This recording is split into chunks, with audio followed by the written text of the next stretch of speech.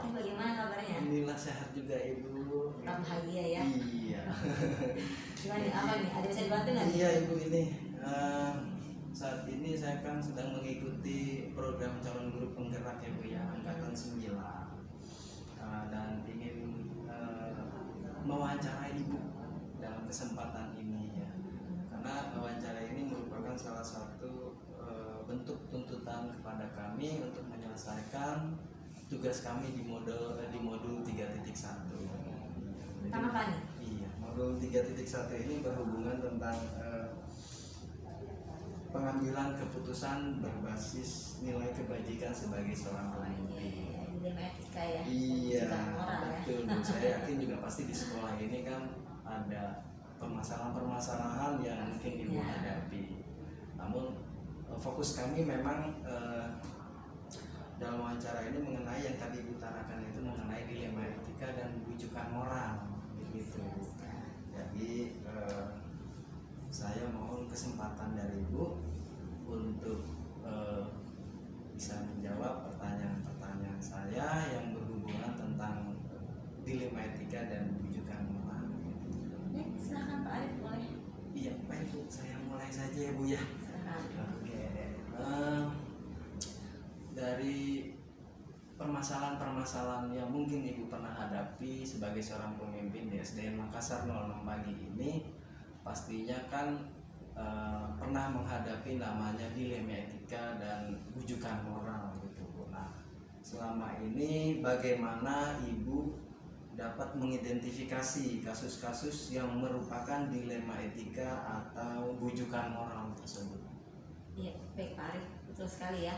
Memang dalam hidup kita pasti akan mengalami hal seperti itu ya. Iya. Apalagi sebagai seorang pemimpin di sekolah atau sebagai decision maker ya. Betul. Maka pastinya kita akan berhadapan dengan permasalahan yang beragam ya.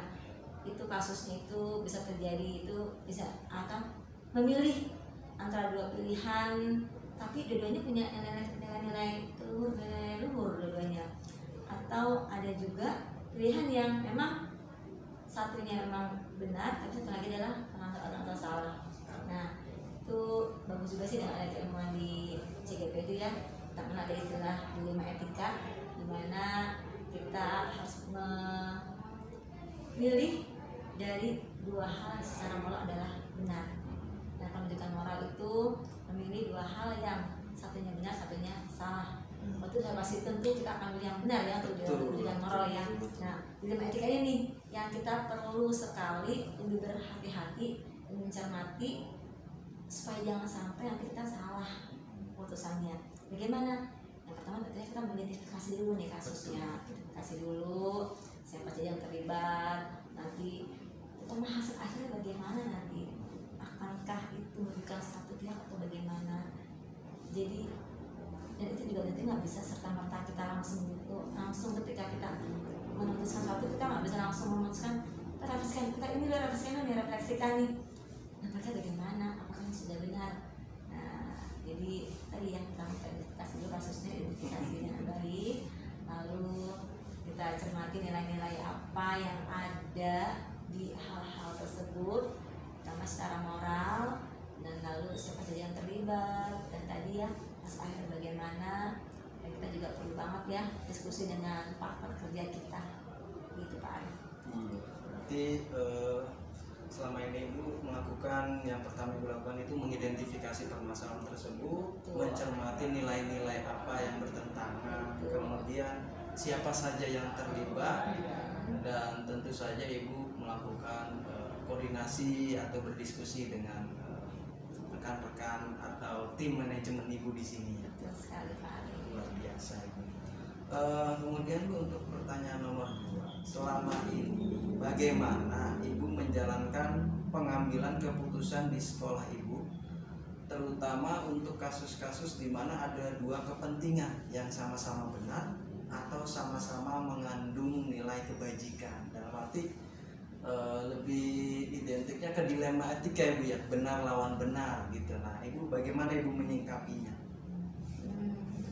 Itu agak berat ya. Iya. Dua-duanya kan benar. Iya, benar lawan benar. Kalau pertanyaan juga moral ketahuan itu salah. Kita udah nggak pakai pertimbangan macam-macam. Ini udah dengan benar ya komunikasi ya, komunikasi dan diskusi dengan tim manajemen, ada wakil kesiswaan, wakil kurikulum, juga dengan operator, bahkan baiknya mah tadi dengan rekan-rekan guru kita diskusikan, kita minta masukan dari mereka semua, pertimbangannya apa dan bagaimana.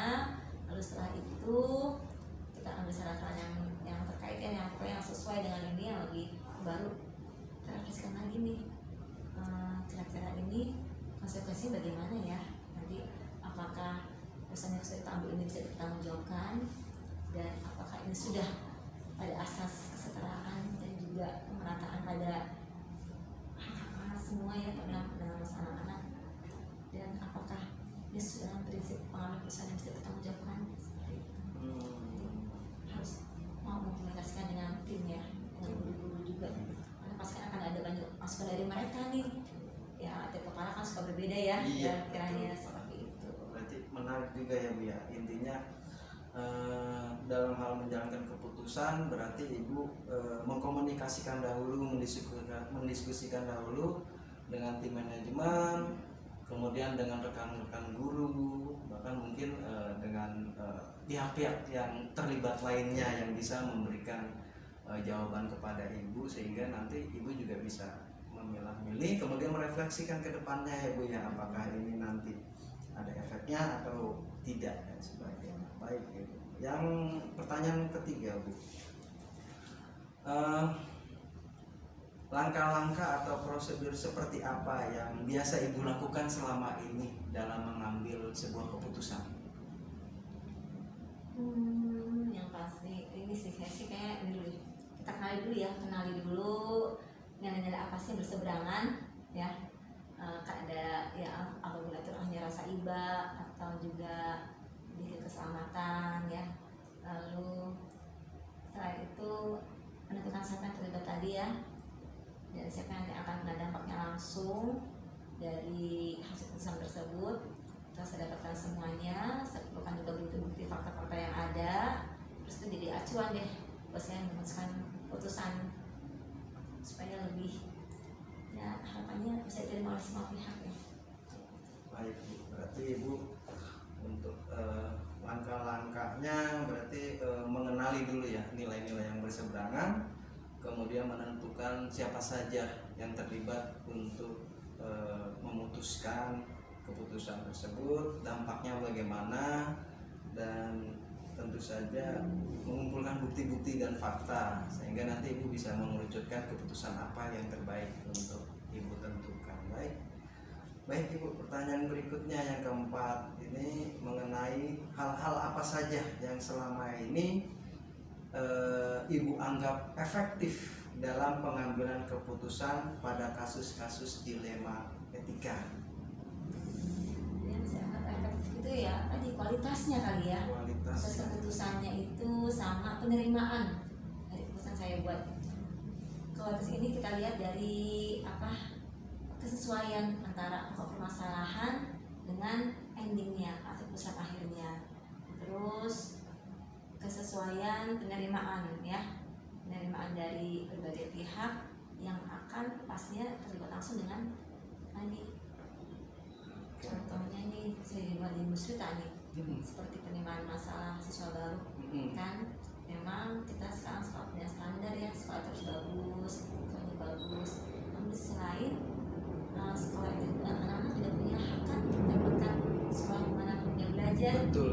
Nah itu kan kita pertimbangkan seperti itu, lebih yang mana hak anak atau tadi standar sekolah yang mengutamakan kredibilitas seperti itu.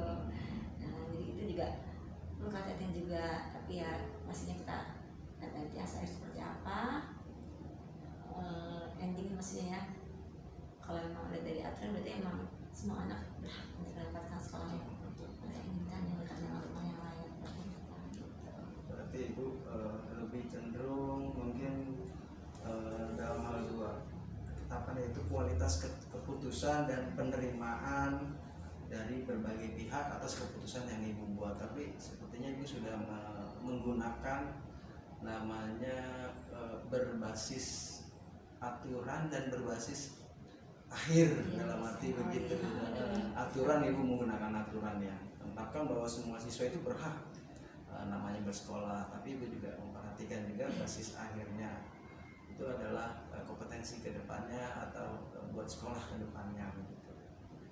Baik ibu, untuk pertanyaan yang kelima, hal-hal apa saja yang selama ini merupakan tantangan dalam mengambil keputusan pada kasus-kasus dilema etika yang mungkin pernah ibu hadapi?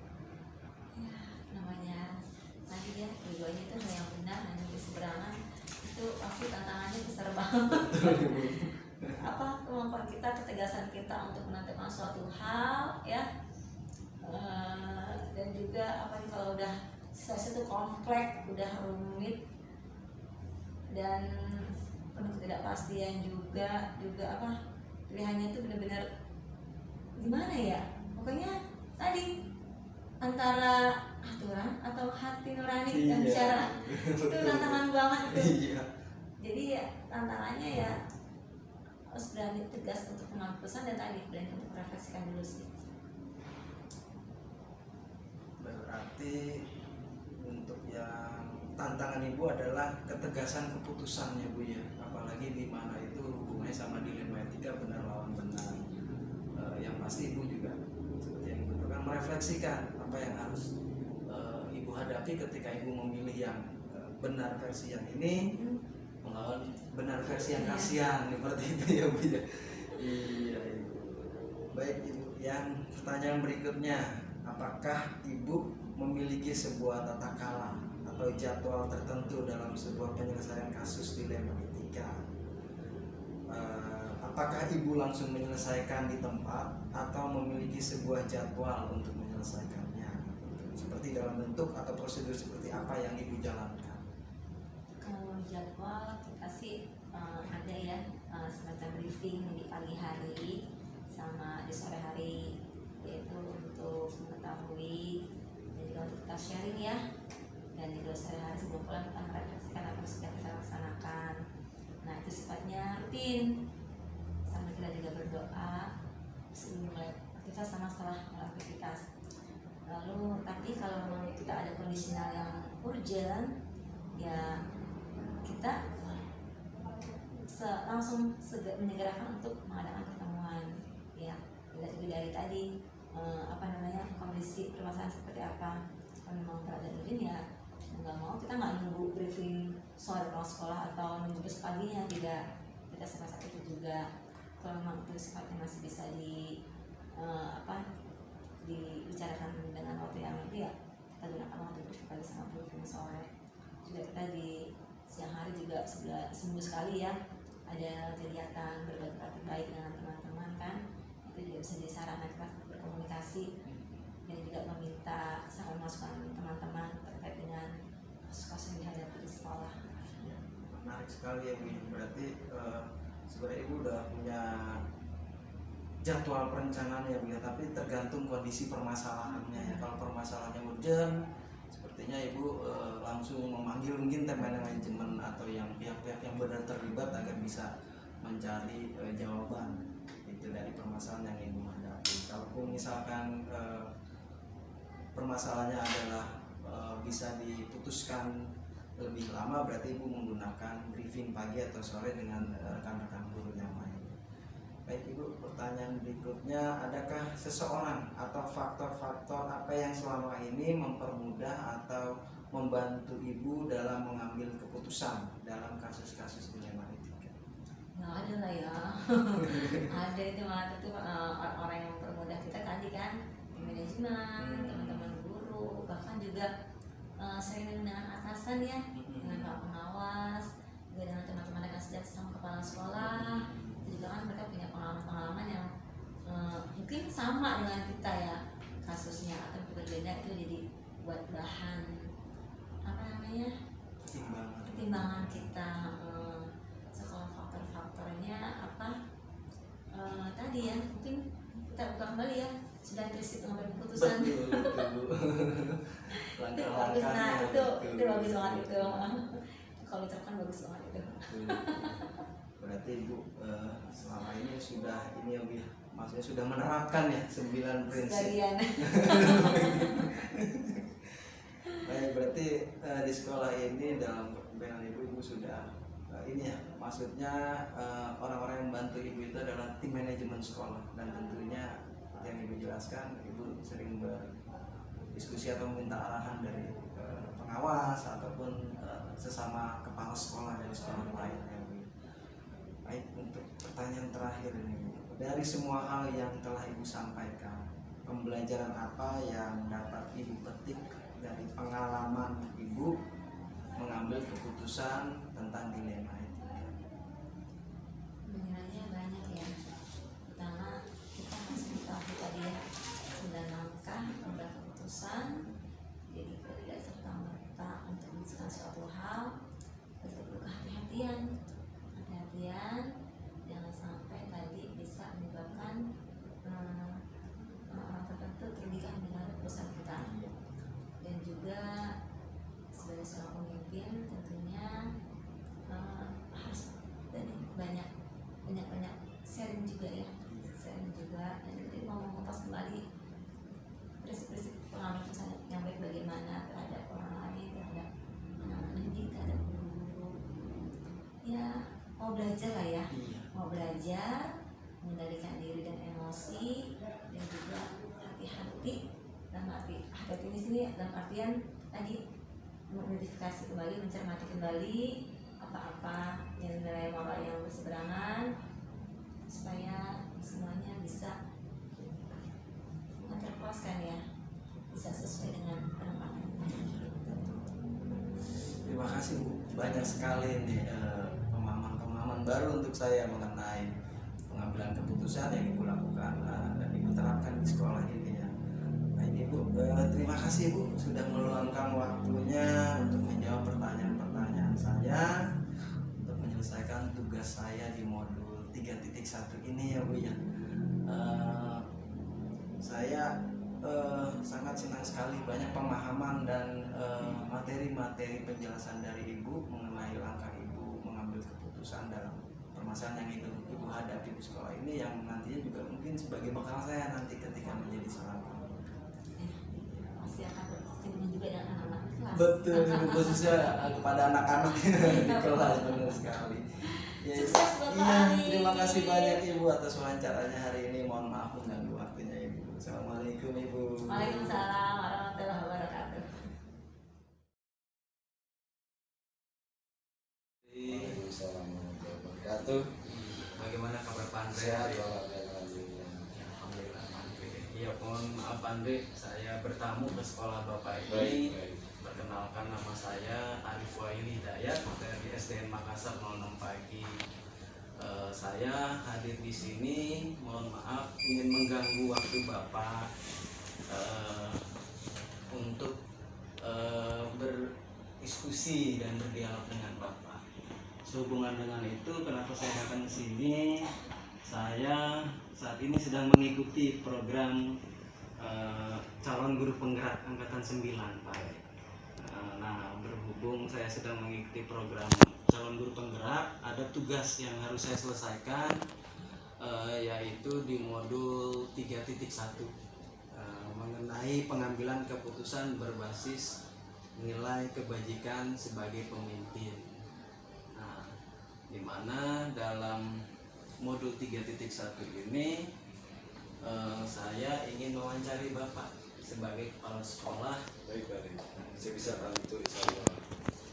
Iya, jadi gini Pak, jadi kita akan melakukan wawancara dengan Bapak yang kita memfokuskan dalam wawancara ini mengenai dilema etika dan bujukan moral. Jadi mungkin selama Bapak menjadi pemimpin di SDN Makassar 08 ini, pasti ada permasalahan-permasalahan yang Bapak hadapi, entah itu dilema etika ataupun bujukan moral. Nah, untuk itu mohon Bapak berkenan bisa menjawab pertanyaan-pertanyaan saya mengenai modul 3.1 ini. Siap, Pak. Baik. Saya akan bantu. Baik, kalau gitu saya mulai ya Pak. Siap, Izin. silakan. Baik. Untuk yang pertanyaan pertama Pak. Jadi selama ini bagaimana Bapak dapat mengidentifikasi kasus-kasus yang merupakan dilema etika ataupun rujukan moral gitu, Pak. Karena kan pasti kan Bapak dalam memimpin sekolah ini pasti ada permasalahan atau kasus-kasus yang pernah Bapak hadapi, Pak, dilema etika atau rujukan moral. Nah, bagaimana cara Bapak mengidentifikasi? Mungkin sebuah organisasi tidak terlepas dari hubungan sosial, dan hubungan sosial ini sangat akan berpengaruh ketika ada sebuah permasalahan etika maupun moral. Karena kan kita pahami bahwa setiap individu dalam satu kelompok itu berbeda-beda, tidak mungkin rambut sama hitam, tetapi pendapat, pandangan, pengalaman, lingkungan bisa dari bermacam-macam. Tambah lagi saat ini media sosial yang begitu mudah mempengaruhi dalam berperilaku, beretika, ini juga membawa dampak baik langsung maupun tidak langsung kepada sebuah tim atau sebuah kelompok dari di sekolah, misalkan ada pegawai. Untuk itu dalam hal ini kita sebagai pimpinan perlu bisa mengantisipasi, perlu bisa mendeteksi sedini mungkin, mengetahui ketika hal itu timbul. Karena kalau itu ada di sebuah kelompok ya, itu bisa mengganggu kinerja, bahkan istilahnya menghambat target-target capaian yang ada di visi misi kita. Nah, untuk itu sebagai kepala sekolah itu harus salah satunya adalah bisa mendeteksi sedini mungkin, dengan cara tentunya kita harus lebih mengakrabkan dan mendekatkan kepada setiap individu personal itu, sehingga kita bisa mengetahui tadi itu apakah terjadi konflik masalah etika dan moral ini atau tidak gitu. Mungkin itu Pak. Berarti Bapak berusaha untuk mendekatkan ke individu-individu yang mudah memahami dan mengetahui sedini mungkin. Betul. Gitu. Baik Pak. Pertanyaan kedua Pak, selama ini bagaimana Bapak menjalankan pengambilan keputusan di sekolah Bapak, terutama untuk kasus-kasus di mana ada dua kepentingan yang sama-sama benar atau sama-sama mengandung nilai kebajikan? Iya, kita pahami bahwa benar itu tidak selalu baik, tapi kalau baik selalu bisa benar. Di sekolah kami biasanya punya tim untuk mengambil sebuah keputusan, dimana ketika ada suatu masalah, baik itu berkenaan yang lain, bukan hanya berkenaan dengan etika atau moralnya saja, tapi kita harus bisa bekerja sama dengan tim. Misalkan yang paling mudah, guru senior atau wakil kepala sekolah, kita minta pendapat, masukan dari mereka, carikan alternatif yang mana nih kebijakan kita yang kita utamakan dan itu membawa kebaikan buat semua orang yang ada di dalam kelompok atau dalam sekolah. Jadi keputusan itu harus membawa kepentingan semua orang, bukan keinginan. Karena kalau keinginan Pak Arif, semua orang itu punya keinginan. Kalau ada dua kepala ya dua keinginan, ada 10 kepala 10 keinginan. Betul. Oleh karena itu kita harus bijak nih dalam hal ini. Kita tidak bisa memutuskan atau memegang kepada satu sebelah pihak saja. Jadi kita perlu banyak meminta masukan. Dan dari saya bilang setelah dapat berbagai pendapat masukan, itu pun kita harus bisa memilih mana nih yang paling banyak membawa kebajikan bagi semua gitu ya. Jadi mungkin itu salah satu yang sering kami lakukan dalam kalau ada pilihan gitu ya. Pilihan itu tentunya kita prioritaskan yang tadi disebutkan. Untuk membawahi kepentingan Semua orang harus itu. Ya, berarti semua warga sekolah. Ya. Berarti untuk menjalani pengambilan keputusan Bapak itu melakukan koordinasi dengan dan masukan-masukan baik dari pihak-pihak yang terlibat ataupun yang terkait gitu Pak, sehingga dalam membuat keputusan Bapak bisa menentukan di mana biasa saya pakai guru senior atau wakil.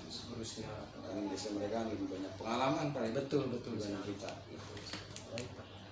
Kemudian Pak, pertanyaan ketiga, langkah-langkah atau prosedur seperti apa yang biasa Bapak lakukan selama ini dalam mengambil keputusan seperti itu? Iya, mungkin standar ya dalam hal ini. Keputusan itu ketika kita mau ambil, yang pertama kita pelajari akar permasalahan. Jadi permasalahannya itu ada di mana nih? Kalau kita mau ambil keputusan, permasalahan di A misalkan, jangan ambil keputusan yang B ya kan. Setelah mempelajari akar permasalahan, ini carikan penyebab. Pasti kalau ada sebab akibat itu pasti gitu. Betul. Gak mungkin dengan diri sendiri gitu. Pokoknya pasti kalau ada akibat itu ada sebabnya atau sebaliknya. Kita cari itu. Kemudian kita carikan yang berikutnya, yang ketiga mungkin carikan alternatif penyelesaiannya, pilihan Pak. Karena kalau kita klek harus begini harus begitu, belum tentu semua orang bisa menjalankan Pak. Karena mungkin buat dia itu bukan yang terbaik. Oleh karena itu kita perlu ajak komunikasi lagi nih. Setelah ditentukan tadi yang saya bilang, kita minta masukan, kan tentunya banyak nih pendapat-pendapat. Nah itu harus kita pilih lagi, kita kira-kira mana ya yang paling cocok gitu untuk dilakukan. Jadi ada pilihan. Intinya sama, intinya tetap kita akan mencapai satu tujuan. Jadi tidak boleh dalam satu gerbong itu orang punya tujuan yang berbeda-beda. Kalau emang mau ke Jawa katanya ya harus ke Jawa semua gitu. Jangan ada yang satu mau turun tengah jalan atau mau gantungan saja di luar, nggak bisa seperti itu. Jadi harus keputusan itu tadi itu membawa kepentingan yang banyak tadi. Betul. Kuncinya kan di situ Pak. Berarti selama ini Bapak itu untuk langkah-langkahnya adalah pelajari dulu akar Iya, masalahnya, kemudian cari penyebab dari Penyebabnya, akar masalah solusinya tersebut, apa, kemudian cari solusinya. Dan solusi itu harus pilihan-pilihan. Betul. Tidak boleh harus klek harus begini kamu, ya nggak bisa. Terakhir Bapak meminta masukan dari senior ataupun Ya kepala itu jadi sekolah. pertimbangan kita. Baik, Pak. Menarik sekali Pak ini cara Bapak di sekolah ini. Kemudian yang keempat, hal-hal apa saja yang selama ini Bapak anggap efektif dalam pengambilan keputusan pada kasus-kasus dilema etika? Sederhana sebenarnya. Intinya kita harus ada pendekatan. Pendekatan itu jalan terbaik kita tadi itu mencari masalah, penyebab dan solusinya. Memang sekarang ini banyak sih ya, bukan banyak ya, ada saja yang masalah etika, dilema etika ini dan moral ini, wujudan moral ini mungkin juga faktor-faktor ekonomi bisa menyebabkan kali ya. Saya juga belum paham benar nih ketika misalkan ada kejadian gitu ya, karena alhamdulillah di sekolah kami sepertinya belum pernah yang terlalu parah gitu. Tetapi mungkin itu bisa saja terjadi, bisa saja menjadi untuk itu saya bilang tadi itu langkah bagaimana kita melakukan pendekatan, memahami latar belakang setiap individu itu penting. Jadi mudah kita ketika mencari akar permasalahan dan yang tadi saya ceritakan ke depan itu permasalahannya, di mana solusinya. Jadi kita juga gampang diterima gitu, karena kita sebelumnya sudah melakukan pendekatan. Betul sekali Pak. Berarti kan ya, melakukan pendekatan terlebih komunikasi dahulu, ya, komunikasi dulu. Jadi, kita paham benar nih. Betul. Bukan langsung ambil keputusan. Iya. Anda nggak boleh begini, Anda Iya, harusnya iya. begini, nggak bisa juga. Setelah itu Kita Bapak harus pelajari pelajari dulu. Iya, kita permasalahannya, pelajari dulu. barulah nanti Bapak bisa menentukan Masukan cari sih, solusi, ya. masukan dan masukan. Dan itu pilihan-pilihan biasanya. Betul. Karena ada setiap pilihan itu kan ada konsekuensinya. Pilih A pasti B, pasti ada Betul. konsekuensinya juga. B ya pasti ada konsekuensinya B. Baik Pak. Selanjutnya pertanyaan berikutnya Pak. Hal-hal apa saja yang selama ini merupakan tantangan dalam pengambilan keputusan pada kasus-kasus dilema etika yang pernah Bapak? Tantangannya, iya, tantangan hambatan pasti ada. Baik tadi saya bilang itu dari individu itu sendiri yang biasanya orang merasa apa yang dilakukan sudah benar gitu. Ya, itu dia Pak. Iya, saya nggak ada masalah, menurut saya benar. Nah, ini kan repot nih. Kita membenarkan orang yang benar itu tidak mudah. Betul. Mungkin masih lebih mudah menyalahkan orang yang Iya. benar. Tapi kalau membenarkan orang yang merasa benar, Betul. atau menyalahkan orang yang merasa benar, repot banget ini. Kita istilahnya dia merasa benar, kita mau salahkan dia benar, kita mau benarkan udah benar dia. Ini kan jadi kendala ya. Nah, tetapi saya bilang tadi itu, bagaimana kita melakukan pendekatan kepada individu ini bahwa yang menurut dia itu mungkin benar kan tidak belum tentu benar buat orang lain. Betul. Ini kan yang disebut dilema akhirnya kan. Betul. Jadi akhirnya apa ya? Jadi ada sebuah kontrak gitu ya dalam kelompok itu gitu. Dan, orang ini begitu, ini begini kan. Padahal orang itu nggak merasa begitu sebenarnya. Atau sebaliknya gitu loh. Nah untuk itu saya bilang tadi itu. Ini tantangan terberat adalah dari dalam diri. Yang kedua dari luar atau eksternal kita lihat teman lainnya, teman kerja atau bahkan masyarakat di sekitar yang tadi saya bilang ini menjadi bagaimana kita bisa mengedukasi juga teman-teman lain bahwa untuk bisa saling memahami loh. Betul. Bukan saling ego mendepankan ego, tapi saling memahami sehingga terbentuk satu tim yang solid gitu. Jadi bagaimana saling menghormati gitu kan. Karena kita pahami tadi yang di awal saya katakan bahwa setiap orang itu pasti punya latar belakang yang berbeda. Statusnya yang berbeda, lingkungan keluarga yang berbeda, pengalamannya juga berbeda-beda gitu kan. Ya harus saling menghormati gitu. Itu akan tumbuh tentunya dengan adanya tadi saya bilang ya ada pendekatan, ada membuka komunikasi dan sebagainya. Berarti tantangan terberat Bisa atau terbesar dua. itu ada dua, yaitu Yang paling yang dari eksternal, Iya pribadi sendiri eksternal dan itu dari luar. betul. Kalau eksternal berarti kalau misalkan bapak kasusnya adalah orang tersebut itu tidak terima gitu. Iya. Benar menurut dia benar, menurut bapak juga benar. Iya. Jadi emang agak susah gitu Dan kan. kita juga memberikan edukasi atau memberikan pengertian kepada yang di luarnya, orang di sekitar dia. Itu juga kan jadi tantangan tersendiri. Betul. Itu tantangan juga buat kita. Gimana ya supaya orang lain juga bisa menerima kan gitu. Yang kedua adalah dari diri sendiri gitu ya. Kemudian Pak, pertanyaan selanjutnya ini Pak, apakah Bapak memiliki sebuah tata kala atau jadwal tertentu dalam sebuah penyelesaian kasus dilema etika? Iya. Kalau jadi khusus berarti kasus itu rutin. Kata oleh karena itu saya mengatakan ya kalau jadi khusus tidak ada karena kan kasus dilema ini tidak rutin. Tapi kalau pembinaan secara preventif tentu ada. Ya kan? Kita pembinaan kepegawaian. Kan? Tapi kalau khusus kepada tadi dilema etika moral ini ya sifatnya insidensial, artinya sifatnya kan di mana ada kejadian baru kita melakukan perencanaan bagaimana bisa menyelesaikan. Mungkin itu ya. Rencananya berarti dengan tim manajemen. Iya, gitu kan jadi kita ya tadi itu. Oh ini ada kasus. Berarti kita harus carikan tadi yang saya bilang kuncinya tadi itu memahami akar permasalahannya, cari penyebabnya, solusinya. Tapi solusi itu juga dari masukan-masukan orang lain. Dan nanti hasilnya kira-kira kayak gimana ya? Jadi ada target. Kalau kita kasih solusi tapi nggak ada hasilnya ya cuma juga nggak ada sasarannya namanya. Baik Pak. Nah, kemudian Pak, kalau misalkan Terjadi gitu ya. ternyata terjadi tuh Pak, bagaimana Bapak menyelesaikannya Pak? Apakah Bapak selesaikan di tempat atau Bapak memiliki jadwal untuk menyelesaikannya itu terjadwal aturan gitu ya. Apakah dalam bentuk atau prosedur seperti apa yang Ya, Bapak ada jalankan? prosedurnya mungkin gitu ya. Kalau memang itu terjadi atau ada kejadian, tentunya kita tidak bisa langsung to the point harus diselesaikan saat ini juga. Tentunya kita harus tadi yang saya bilang, kita harus lebih memahami dulu, melakukan pendekatan dulu, cari tadi ini dari mana ya asalnya gitu, istilahnya akar permasalahan apa tadi disampaikan. Kemudian kenapa bisa ada? Penyebabnya apa ya? Oh ini rupanya suka ini misalnya, suka gitu kan. Dan kemudian kira-kira pilihan kita ajak tuh masalahnya itu, ini namanya kita buat satu draft ya Pak. Jadi kayak jadwal tetapi ini draft saja sih. Jadi draft langkah-langkah yang harus kita jalankan ketika kasus itu ada, punya standar lah gitu ya. Tadi yang standar 2 standar tadi, nah selanjutnya standarnya adalah apa?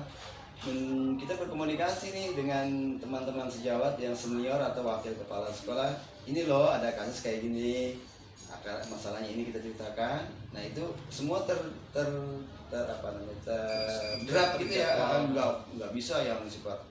Kalau kita mengambil sembarangan, jangan bukan malah selesai, tapi malah ada perlawanan gitu kan, iya kan? Jadi kalau kita pelajari dulu, nanti baru kasih solusi dan jadi Kalau jalur khusus tidak ada, tapi kalau draft-draftnya setelah ada, kalau misalnya ada kejadian akan kita buat. Jadi semacam standar operasional apa perannya, tapi yang nggak segitu juga kali ya. Ada aturan-aturan yang kita sepakati. Berarti langkah yang Bapak lakukan adalah seperti itu Ya, jadi ada draft-draftnya juga.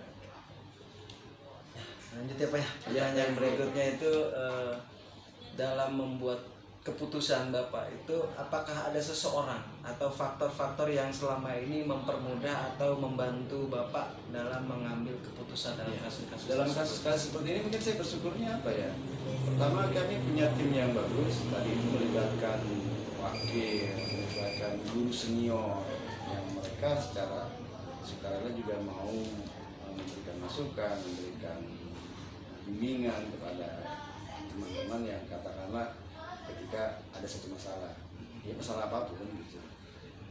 Kan ceritanya bersebayang kepada saling mengingatkan, saling menguatkan, kan itu paling penting Pak.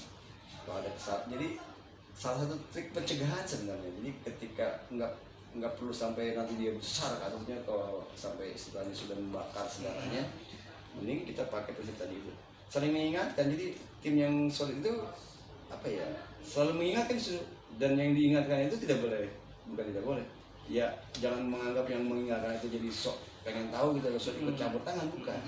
Ini harus diedukasi bahwa orang ketika mengingatkan berarti ada kepedulian kan gitu. Dan ini sesama tim itu harus peduli, jadi harus saling mengingatkan, menguatkan. Nah ini saya alhamdulillah ada tim di sini yang memang kita selalu lah setiap ini ada bagian-bagiannya gitu, ada tim-timnya yang tadi itu salah satu tugasnya adalah saling mengingatkan, menguatkan, yang ayolah sama-sama kita mencapai satu visi misi yang sama. Jadi tidak ada yang relnya berbeda kan gitu. Berarti Bapak punya tim manajemen yang solid Ya, harus dibangun itu. Betul Harus sekali. dibangun. Iya. Pertanyaan terakhir nih Pak, dari semua hal yang Bapak sampaikan itu pembelajaran apa yang Bapak petik dari pengalaman Bapak mengambil keputusan dilema? Oh iya. Kata orang pengalaman itu guru yang paling berharga. Iya, betul sekali Pak. Ya tentunya banyak pengalaman, tapi intinya ada hal gini. Paling penting adalah kita pengalaman bagaimana membuka diri kita sendiri. Kalau seorang pimpinan tidak mampu membuka diri, tidak mampu menerima masukan, ya sulit tentunya ketika ada masalah untuk bertindak. Kenapa? Nggak ada yang dukung Pak. Tapi kalau kita membuka diri, kita menerima masukan, saran dari orang lain, otomatis dong orang itu yang asalnya gini, masa ente sudah ngasih saran nggak mendukung gitu kan? Ya, jadi intinya terbuka. Makanya saya bilang ini pengalaman.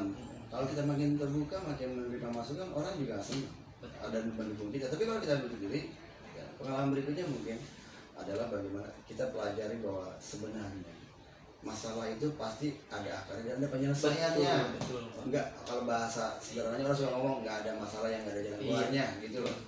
Itu pelajaran yang bisa kita ambil. Yang kemudian yang paling penting yang kita dapat adalah yang ketiga, mungkin paling penting ini adalah bagaimana kita membuat sesuatu itu dasar yang memungkinkan orang tidak melakukan kesalahan atau tidak. Tadi kalau misalkan ini masalahnya dilema etika moral, bagaimana itu tidak terjadi, atau bahasa kerennya preventif lah. Katanya ada ungkapan mencegah lebih baik daripada mengobati. Betul. Makanya saya bilang ini pengalaman saya.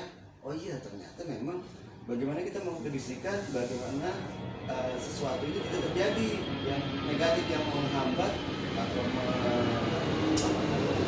bisa menyebabkan tujuan misi kita tidak tercapai karena kita tidak melakukan deteksi. Tadi saya bilang tidak melakukan pencegahan. Makanya saya bilang pengalaman kami justru melakukan pencegahan atau melakukan pendekatan tadi itu supaya tidak terjadi segala yang kita inginkan, itu paling penting juga.